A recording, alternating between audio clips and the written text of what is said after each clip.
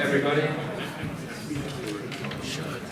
Make sure that I can see if you sit. Rickles from Sydney. He might be too The tall. title of his talk is Historical and Philosophical Remarks on QCD, Dual Models, and Planar Diagrams. The floor is yours. Thanks. Ditto Jeremy about how good a job the organisers have done. So it's a very good mixture of history and physics and philosophy all intermingled. As the other historians at this conference seem to have done, it seems traditional to mention some amusing thing about Toft's work. This is the collected works of Toft from 1994, note the date. So there's another anniversary, which is the 25th anniversary of the collected works of Hero Toft. So he writes, if this book was supposed to be my collected works, I sincerely hope it to be incomplete because I plan to continue my investigations. I think he did rather well. The beyond collected works are sort of greater than most very, very, very good physicists' entire corpus. Okay. Let me preface things by saying that sort of even to call this talk a work in progress is being very overly generous. So I wanted to, the talk was prompted by the occasion of this conference, and I wanted to say something that spoke to some of Toft's earlier work. But it's a topic that I've had brewing in the back of my mind for probably 5 years. When I wrote a book on early string theory, the early years, which Professor Toft has some very interesting works in from his earliest papers, in fact. So that book is outside on the table, by the way, if you'd like to buy a copy. So the idea is that, contrary to the standard story about the development of string theory, early string theory, and I'm talking about hadronic string theory, okay, describing the strong interactions. It didn't quite die, as is often supposed, but it was eaten up by QCD. And crucially, I think, the topological expansion used in some early papers of Toft, the 1/n expansion, which I'm sure you all know, was a pivotal piece of this sort of encompassing of what was good and correct about the dual string model, because the dual string model at the time, in the early 70s, enjoyed considerable empirical phenomenological successes on matters that QCD struggled with. So I think, and this is just a historical conjecture at the moment, I think it's probable that the acceptance of QCD by the community had something to do with the fact that it was able to incorporate these various features of string theory that were otherwise troubling. So given that, field theorists could happily forget about the dual resonance model and string theories and carry on doing their work in field theory in the knowledge that they had all that stuff covered in some expansion. So, I don't know, maybe this talk will make me investigate this further.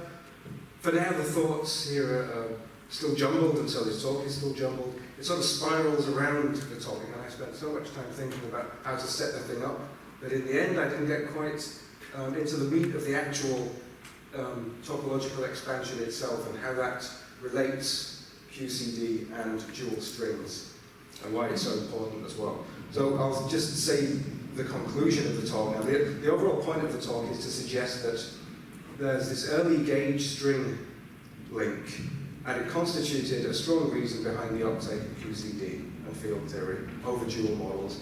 And this would add a little bit of fine structure to the usual historical accounts of what happened in that early period when QCD started to rise and string theory, hadronic string theory, started to fall.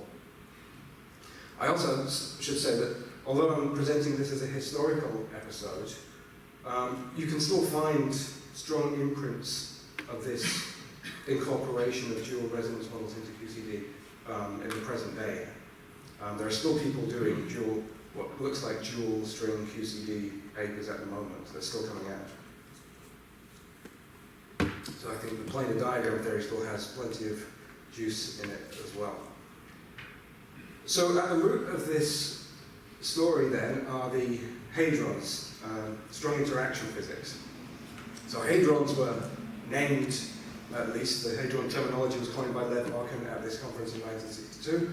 At that conference, the state of knowledge of hadronic physics was incredibly primitive, and there was just a mess, and we had new particle accelerators just recently built, and they were churning out all of these new particles.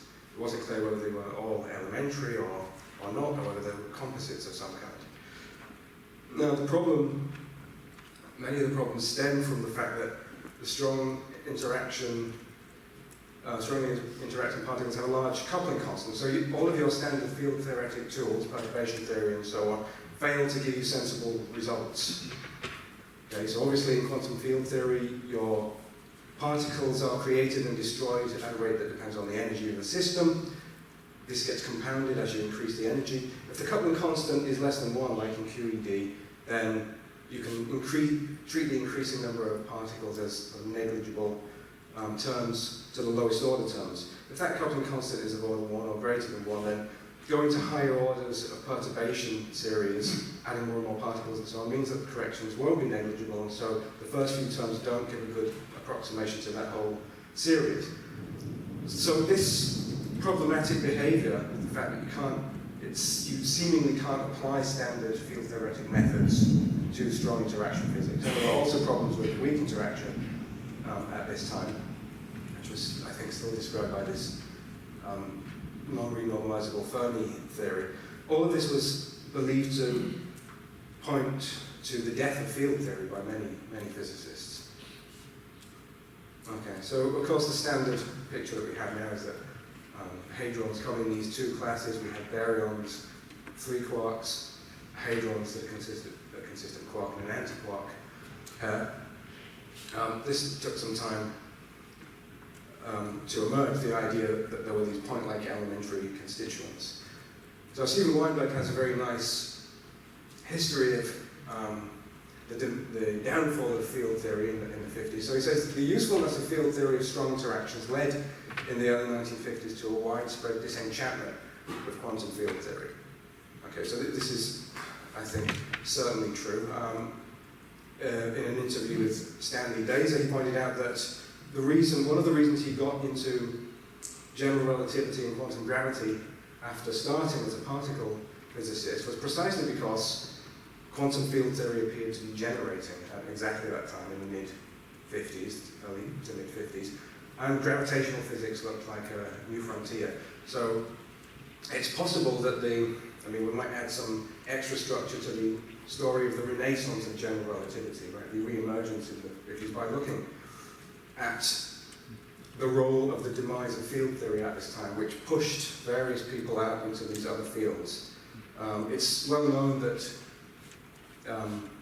a similar demise of S-matrix theory, the alternative to field theory, pushed people out also into foundations of physics. Right? Michael Redhead and James Cushing we have in philosophy precisely because the S-matrix theory then suffered a similar fate and went down. They had all these tools that were kind of useless in field theories. They were trained in a completely different set of methods that became redundant, and off they went into philosophy and became our best philosophers of physics, actually. Okay. Leonard Susskind is another one who describes this downfall. So he says, general opinion among leaders of the field was that hadronic length and timescales were so small that in principle it made no sense to probe into the guts of a hadronic process. Particles and reactions were unopenable black boxes. So quantum field theory was out, and unitarity and analyticity and other properties of the S-matrix were in. So personally, he says, I so disliked that idea that when I got my first academic job, I spent most of my time with my close friend Aharonov on the foundations of quantum mechanics and relativity. So it should be pointed out, however, that some of Suskind's earliest contributions were precisely in string theory. Okay, he got all excited by this dual resonance amplitude that led to string theory. So he was one of the first discoverers of the idea that if you open up this black box, what you find in there is rubber bands, as he called them. He didn't call them strings, he called them rubber bands because of their stretchability properties and so on. Now, Ted Jacobs had mentioned the other day the role of unitarity. I'm not sure this is related here, but he was looking for the source of the belief that processes must be unitary, black hole physics. It seems that early on, Susskind claimed not to have been a principle kind of guy, a principle theorist kind of guy. So it'd be interesting to see what changed that. So in any case, as Pierre Ramond, string theorist, points out, when you have trouble with theory, it seems that principle-based theories are often the way to go. So there's some discussion about principle-based theories the other day by Haron. Ramond says, in the absence of a theory, reliance on general principles alone was called for. This is exactly what happened in the S-matrix theory. You have your S-matrix theory and you're focusing on necessary properties of this S-matrix to get a nice consistent theory, and these are supposed to uniquely spit out a theory which satisfies these properties. But it seems that principles, I think this is fair to say, are wheeled out at the borders of knowledge. So Einstein's original principle theory approach seemed to be because he was unsure about the precise nature of matter. So you go up to a slightly higher order, somewhere where it doesn't matter what eventually fills in the nature of matter, because you're dealing with very general high-order principles. So they seem to encompass some broad structural knowledge that transcends the local details. And I think in the case of S-matrix theory, we have a very clear example of absolutely a principle theory approach. Okay. There's an amusing quote here from Geoffrey Chew, who was the, I don't know, what would you call him, an evangelist for S-matrix theory. He basically was the force behind the whole S-matrix theory approach. So he says, as you can see, the new mistress, i.e. S-matrix theory, is full of mystery, but correspondingly full of promise. The old mistress, Poral field theory, is clawing and scratching to maintain her status, but the day is past. So this is from the 50s. And then there's the standard story, that string theory is basically an outgrowth of this S-matrix theory approach. Right? There was a study of strong interactions. There was initially some kind of bifurcation where we have the field theory approach, but we also have this parallel S-matrix approach. Various conditions were placed on the S-matrix. One of them, as I'll mention later, was this thing was a duality principle called DHS duality, which radically transforms the kind of theories that you end up producing, almost pushes you towards a kind of a string model. Then there's the Veneziano amplitude, which is basically just a sort of mathematical exemplification of this S-matrix with DHS duality of what the amplitudes would be like. And then there's the string model that is focusing on specific features of this Veneziano model, the fact that it has certain infinite oscillators and these kinds of properties, which again, the fact that various people simultaneously noticed that it looks like a string or a rubber band shows that there's some sort of, at least a rational kind of procedure going on leading to these early string models. And then there's the folklore about what happened to strong interaction version of dual models. So this is the kind of folklore from Becker and Schwartz's recent string theory book. So they say in the early 1970s, another theory of the strong nuclear force, i.e. In addition to the dual resonance model approaches, called quantum chromodynamics was developed. As a result of this, as well as various technical problems in the string theory approach to hadron, string theory fell out of favor. So what I'm trying to challenge, what I would like to challenge with this, what may become a paper, who knows, is precisely this story, that string theory fell out of favor with physicists because QCD had some sort of superior status and because of the technical problems in the string theory. Quite often, those problems that string theory had in those days were exactly matched by the QCD models, things to do with ghost and so on.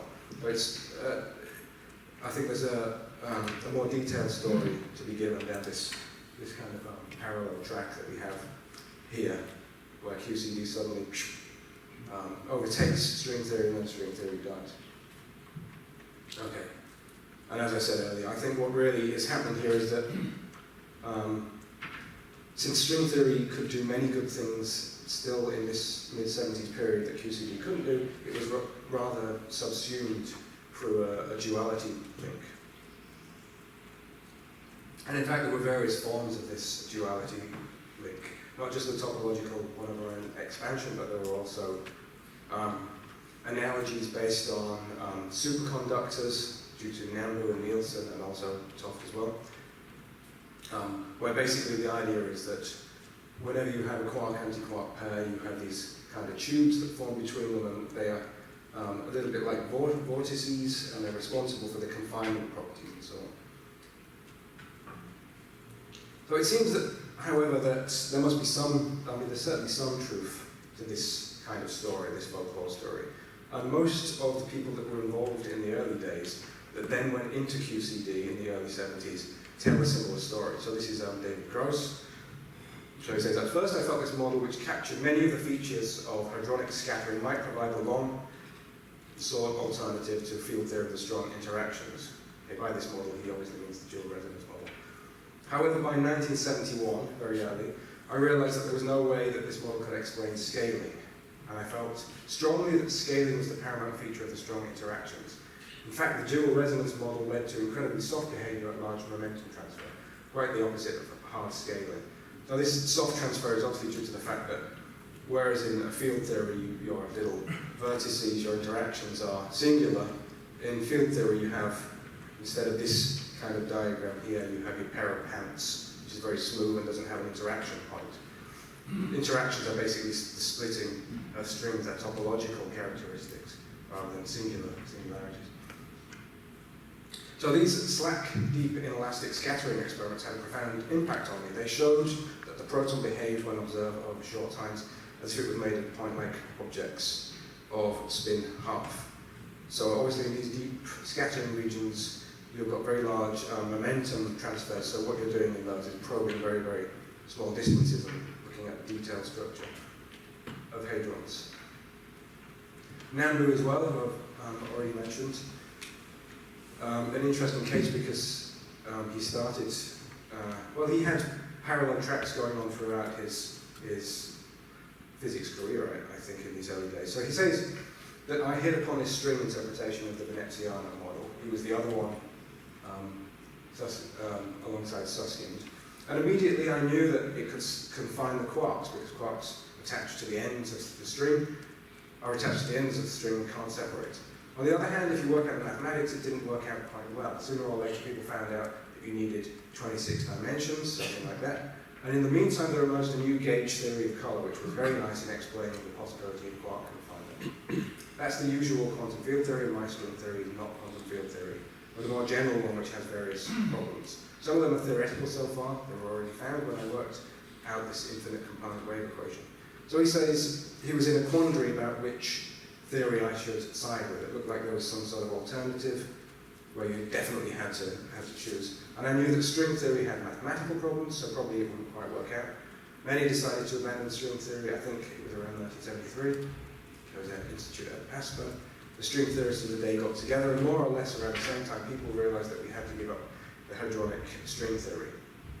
So this tells a story and pinpoints the dates even. You can find other examples of this 1973 cutoff. Well, this is when it happened. People just dropped dual models. So this is David Olive, another dual model theorist. So he says very few, in 1973, he said very few people are now interested in dual theories here in CERN. The main excitement is the renormalization group and asymptotic freedom, which are indeed interesting. So I know from an old interview of Toft's that he was maybe not so excited by things like asymptotic freedom because he already has something like asymptotic freedom before Politzer, I think before Politzer, Gross and Co. So he assumed something like that was already well known, so perhaps this makes sense of his path beyond 1973. Because in 1974, what we end up with is a bunch of papers on essentially string theory and dual resonance models and the links between dual resonance models and QCD type theories, gauge theory. So this is where Hooft found himself as a grad student in this. Well, this was the background, basically.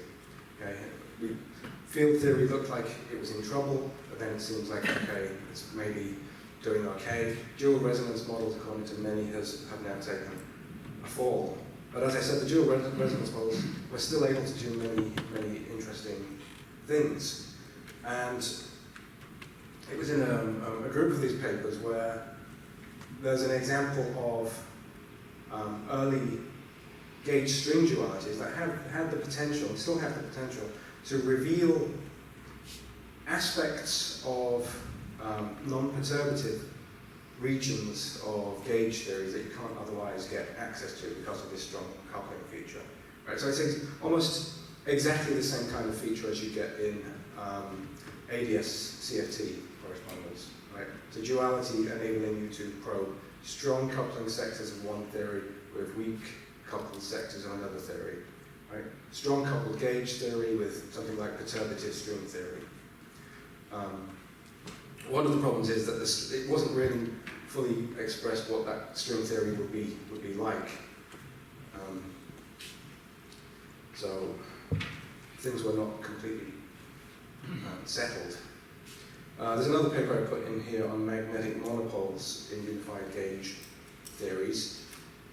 This probably should also be part of this general set as well, since the dual quark approach demands magnetic monopoles, basically.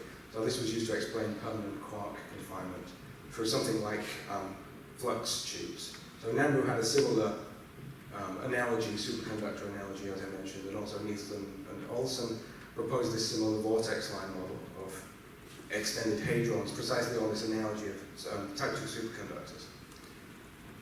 So the idea is that, so there are color flux lines that emanate from your quarks, right? So it would start at a quark and end on an antiquark.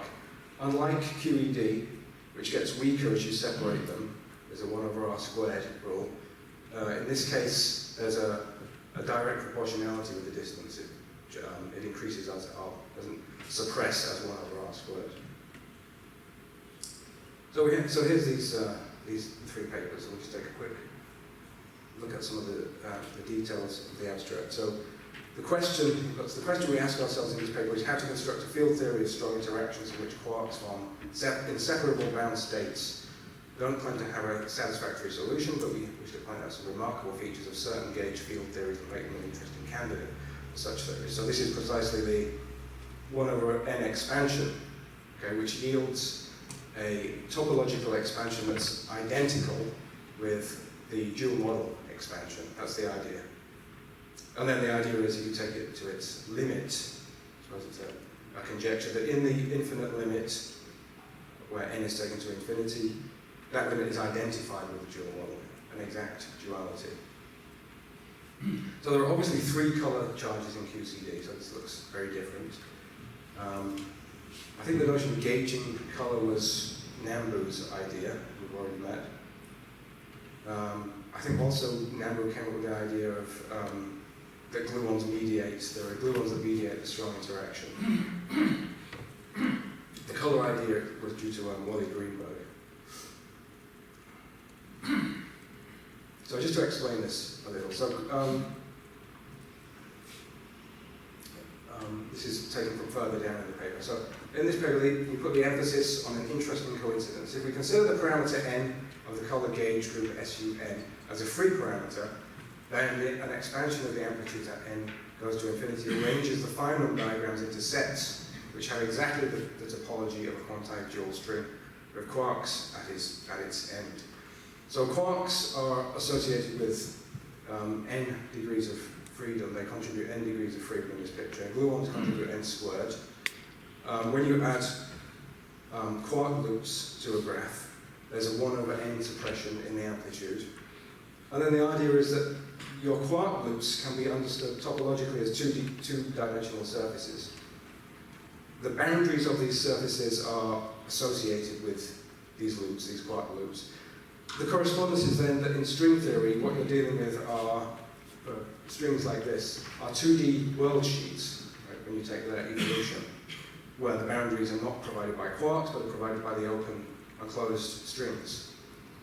Now we associate that picture with perturbative string theory, right? This idea that you're building up Riemann surfaces and then you look at the various genesis and there's one loop which is one. The first order is one hole in there and then there's two holes. We now associate that with the quantum theory of gravity, of course. In these papers, in all of the work that I've got in mind, which goes up to kind of 1980, there's no consideration whatsoever of gravity. Even though gravity might be contained in perturbative theory because you've got loops and so on, and if you've got closed loops, you've got closed strings, and therefore gravity. Gravity wasn't a consideration. This is hadronic physics. The scale is 10 to the minus 13 and so on. So the idea would be that the gauge theory contains the string theory, pretty much as ADS-CFT says that your gauge theory, your four-dimensional gauge theory, contains a string theory. In this case, in the case of Toft's model, they share the same dimension. Your gauge theory is two-dimensional, your worldsheet theory is two-dimensional. Obviously in ADS-CFT, the dual pair differ in their dimensions. Okay. All of the business about high dimensions as well wasn't mentioned in these early papers. It was known by this stage, 1974, that there were these problems with you need 26 dimensions of space-time, there's a massless part, there's a tachyon in the spectrum, there's a massless spin 2 particle in the spectrum, which shouldn't be there if we're talking about hadrons.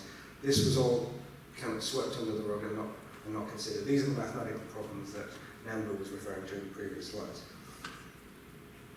So just for interest, here's the citation map of this paper. You can see from the beginning it's had a very nice growth. This is thousands of citations per year, number along the vertical, and then the years along horizontal.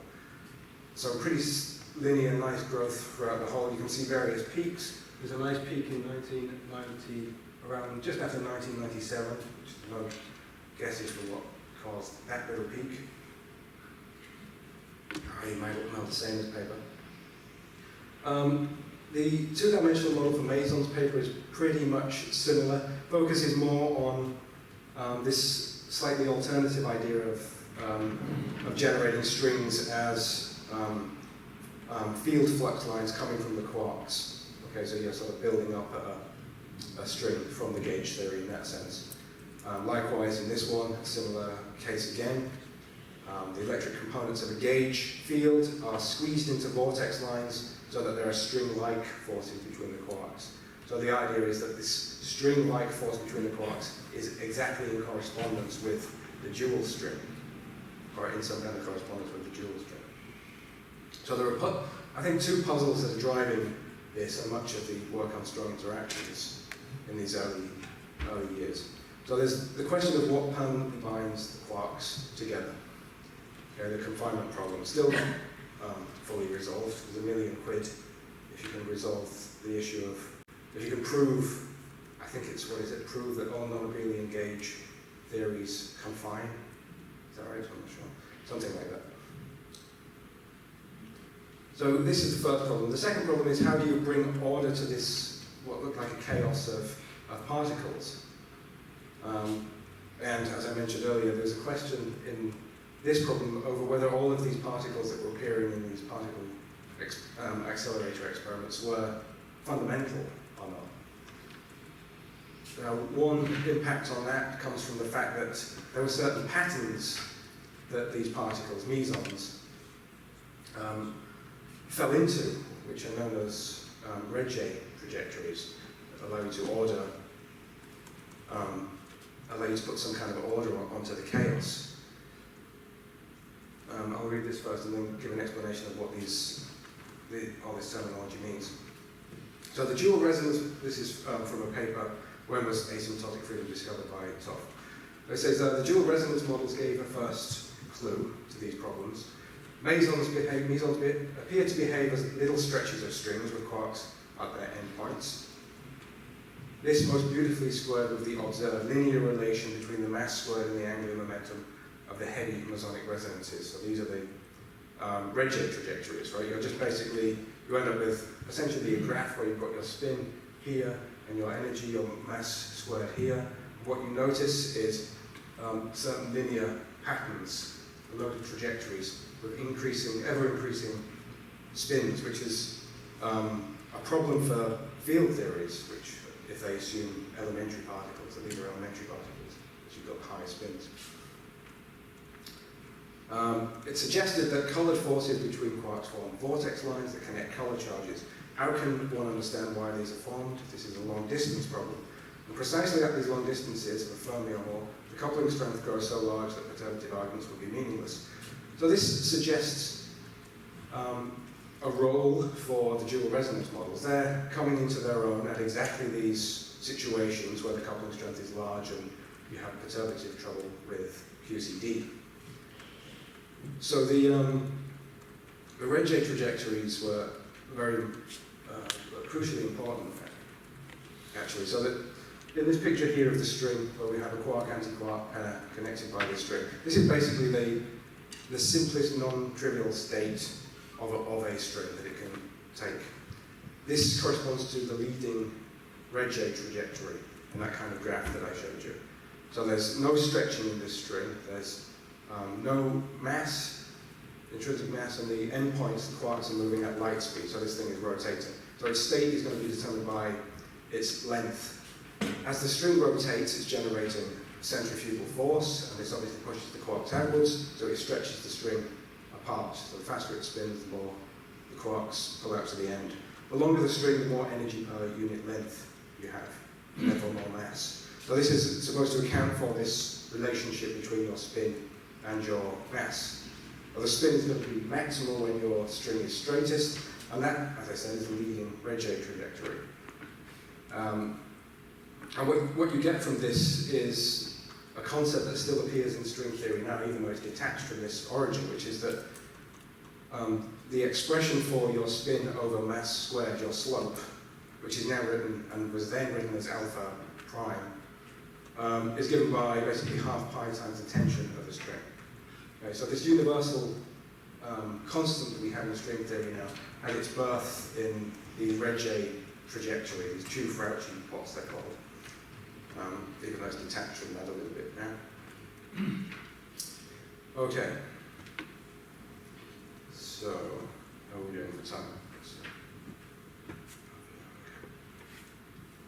Okay, so that's basically the relationship. So it was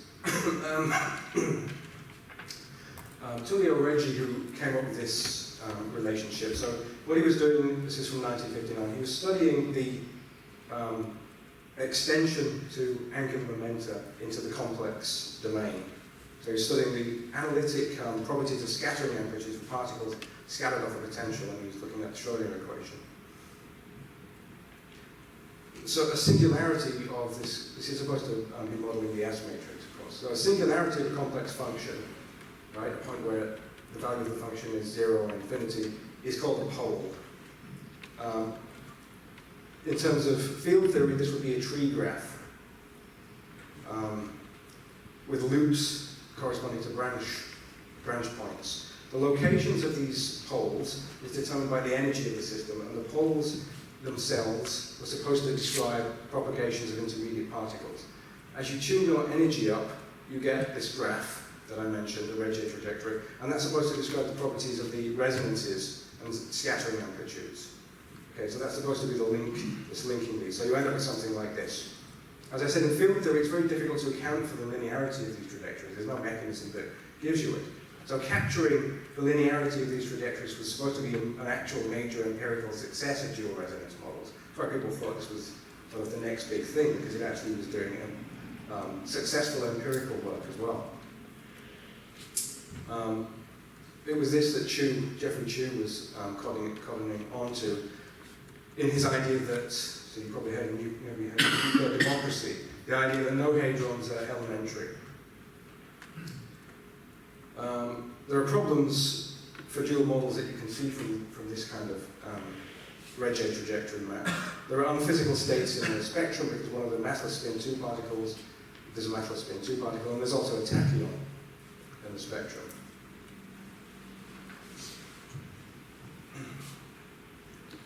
So the next step in this story is the introduction of duality, and also the introduction of a new way of describing decay processes. So this was due to Mandelstam, Mandelstam.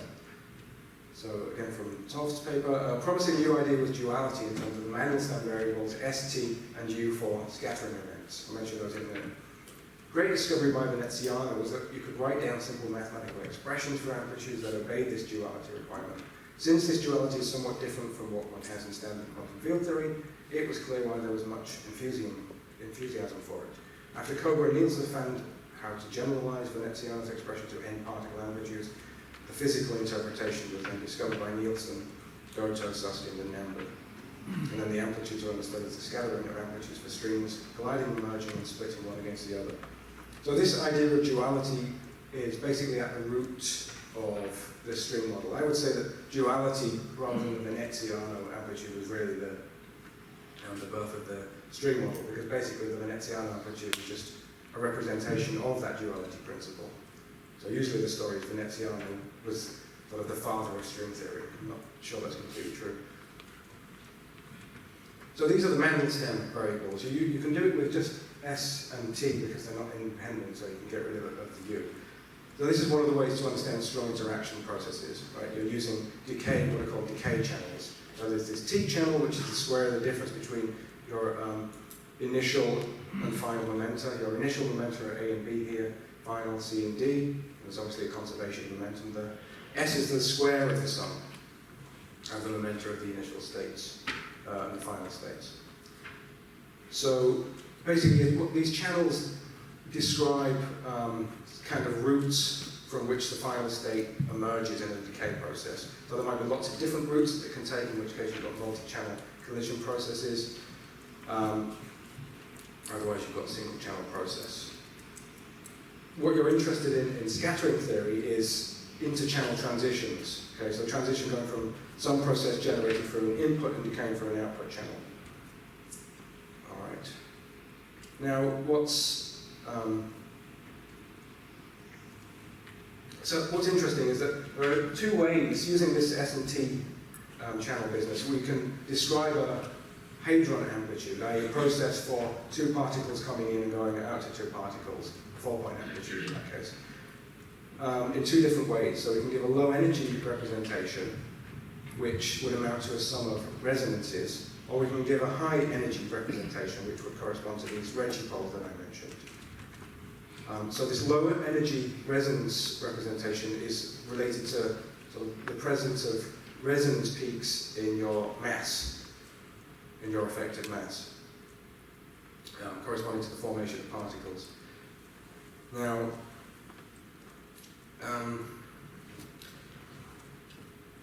the duality principle that Toft mentions is this.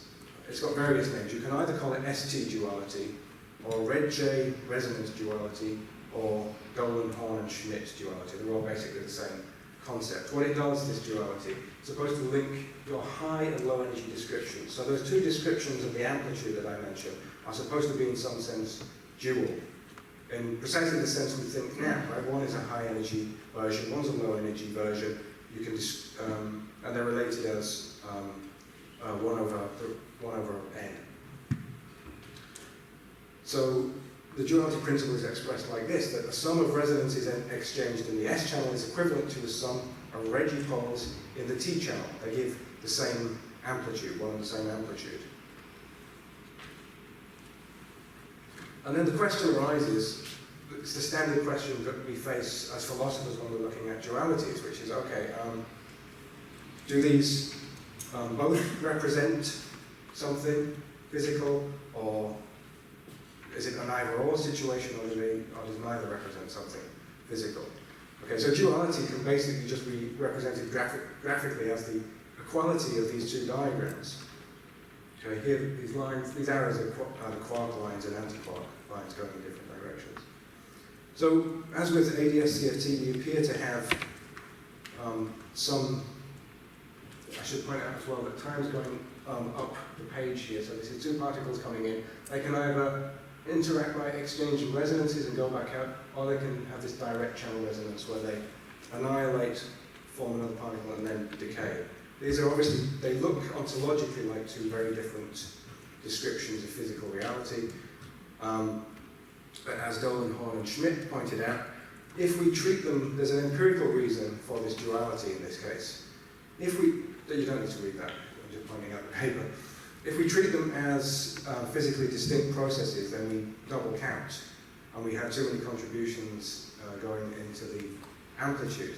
So there's an empirical reason for identifying those two processes, despite the fact that they look like extremely different processes.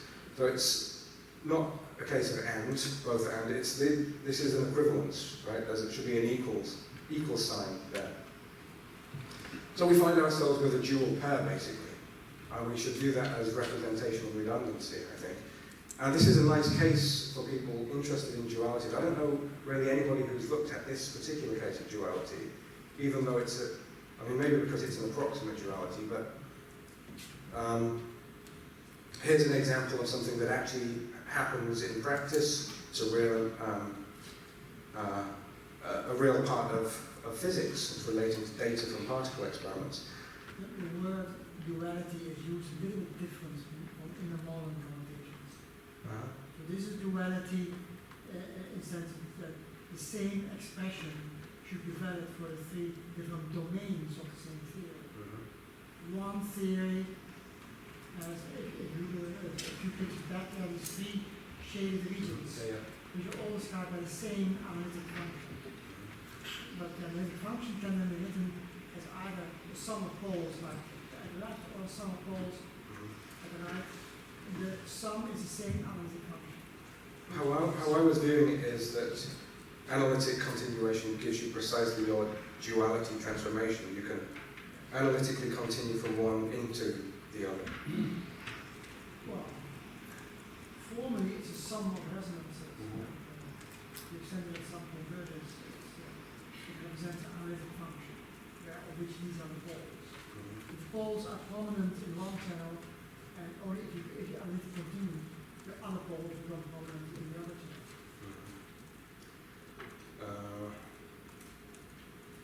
Okay, but there is still the issue that we do have to identify them as processes in order to satisfy these the finite energy sum rules. The pole itself indicates the presence of a resonance particle. So the particle was composed out of those lines. So the D and the D together in a pion or something. And so yeah, you look at the pion as a resonance between the D and the D prime.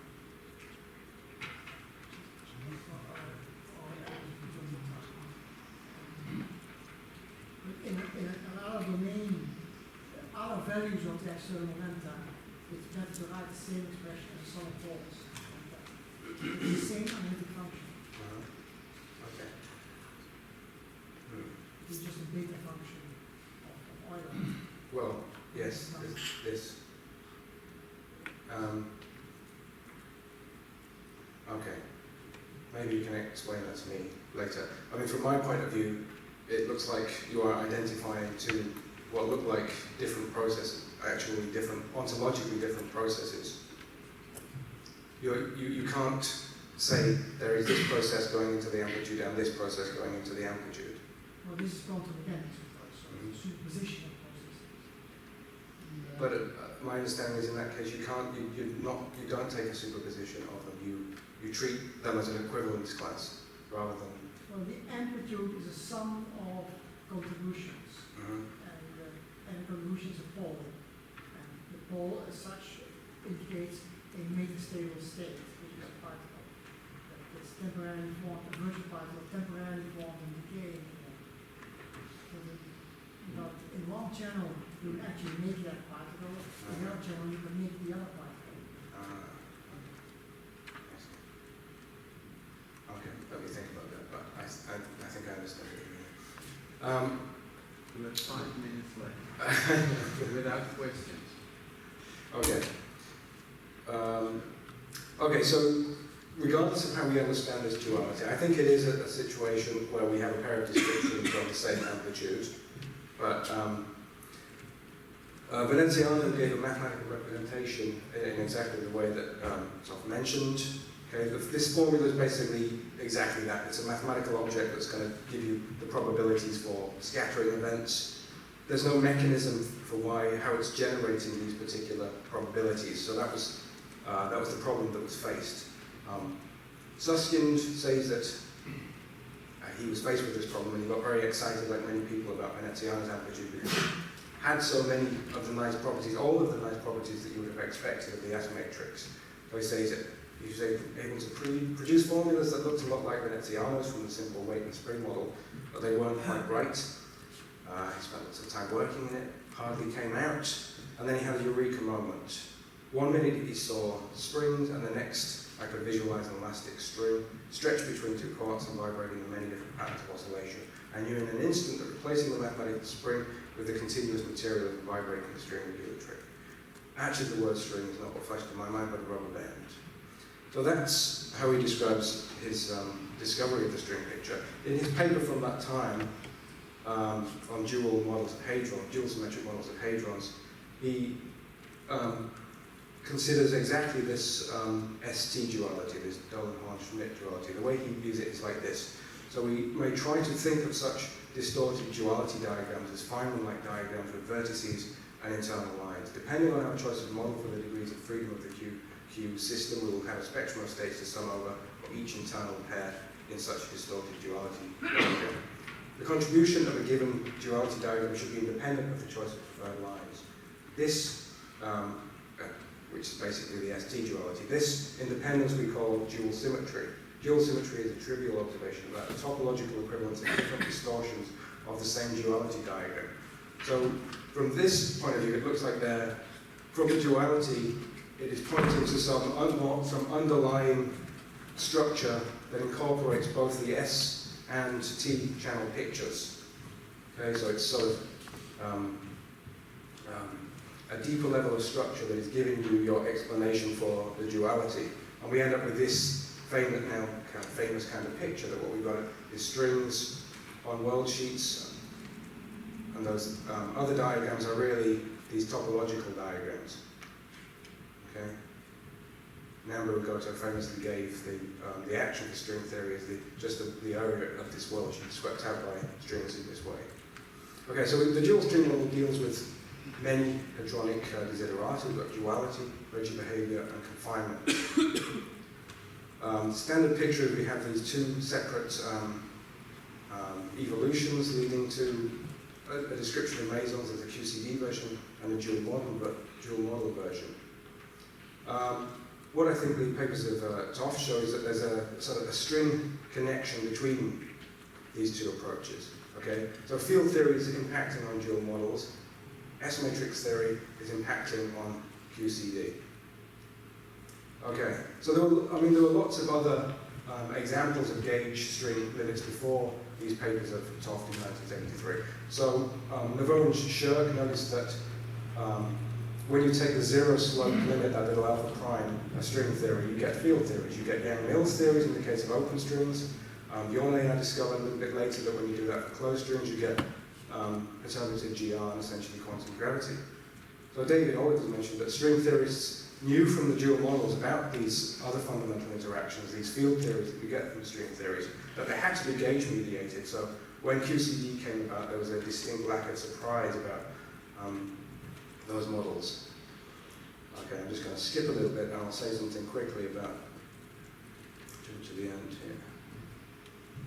I'll just read two bits from an interview I did a while ago with Toft in order to present the idea of this topological expansion.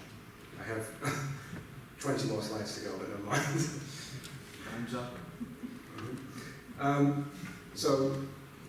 So I asked about this. He did an earlier generalization to a larger number of dimensions, and I was wondering what role this played in the generalized number of color charges from SU3 to SUN. So he said that it was a very similar idea because I soon had this idea of what's now called QCD, the massless gauge theory for the strong interactions. But at that time, I was still very much under the influence of Beltman, who said, well, it's a nice idea, but is it physics, and what can you prove with that theory? And then he realized that on the face of it, that theory contains quarks as if they are nearly free particles. Why does an experimental physicist not see any quarks? Why doesn't he see those gauge particles? And the arguments I came up with he wouldn't like at all. So he said, you know, you'll never get anywhere with such a theory. So I thought, if only I can understand the strong interactions better, QCD better, and if I can understand particularly the quark confinement problem, that would help a lot. And along the many excursions I made in those days, I also tried to see if I could simplify and solve the theory. One attempt would be this large n limit. Okay? So, starting with n, the idea is to make it a free parameter, as I said, and try other values. Could you try 3 minus epsilon, 2 plus epsilon, or in fact infinity? Those other ones didn't simplify, infinity simplified things. I thought what I have to do first of all is to try and see if I can rearrange the perturbation expansion for the strong interactions such that I can show why the quarks did not come out, which is why the n infinity limit was interesting once you got diagrams. They looked a little like string theory diagrams, and string theory put quarks at the ends of the string, which would prohibit them from coming out. So I thought that the large n theory was a good indication as to how to deal with the strong interactions such as that you can show quark confinement. But then I couldn't unfortunately solve those high planar diagrams. They're still too complex. Okay, so this is my last slide. So we have, the conjecture is, and admittedly there's a few slides skipped here to make this a bit more clear.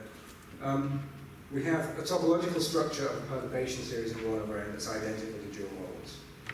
I think that shows that the planar field theory encompasses dual models in some sense. And I think this was an essential step in the acceptance of QCD. It wasn't just hard scattering that dislodged dual models. It wasn't exactly that dual models were dislodged at all. They were merely incorporated and subsumed in the general framework of QCD. Okay. I did have a quick piece from the Malvesano paper showing how 1 over n is used in modern times, but I will leave that there. Okay.